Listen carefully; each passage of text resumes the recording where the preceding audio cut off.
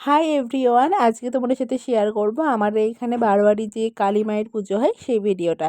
এখানে দেখো, প্রথমেই আমাদের কিন্তু এখান থেকে ঠাকুর আনা হবে, মানে আমাদের বাড়ির সামনে যে বাড়িটা আছে সেই বাড়ি থেকে ঠাকুর দেওয়া হবে। সেই জন্য এখানে সবাই চলে এসেছে ব্যান্ড পার্টি নিয়ে। আর অনেক সময় পরে কিন্তু ঠাকুর এখানে ওরা নিয়ে চলে এসেছে। আমি কিন্তু ঠাকুর আনতে যাইনি আমার পায়ের জন্য। আমি আর মা দেখো ঠাকুর আনার পরেই চলে গেছি মন্দির। আর এখানে কি ভিড় দেখতে পাচ্ছ, কি পরিমাণে ভিড়! এখানে প্রচুর মানুষ কিন্তু সমাগম হয়। প্রায় 5,000-6,000 লোক কিন্তু এখানে খিচুড়ি খায়।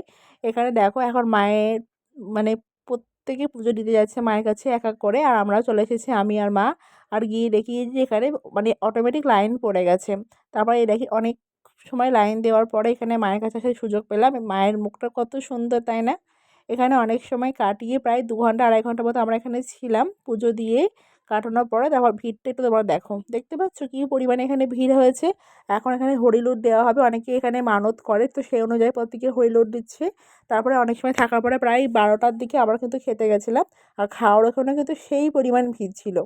দাঁড়াও তোমাদের দেখাচ্ছি, পিছনে দেখতে পাচ্ছ কত মানুষ এখানে আছে। অনেক সময় দাঁড়িয়ে থাকার পরে কিন্তু আমি আর মা লাস্টে জায়গা পেলাম। তারপর এখানে ছিল খিচুড়ি ভোগ, আলুর দম, পায়েস, সরি চাটনি আর বোঁদে। তো চলো এখন খেয়ে নিই। আজকে ভিডিওটা কেমন লাগলো অবশ্যই কিন্তু কমেন্টে জানাতে ভুলো না।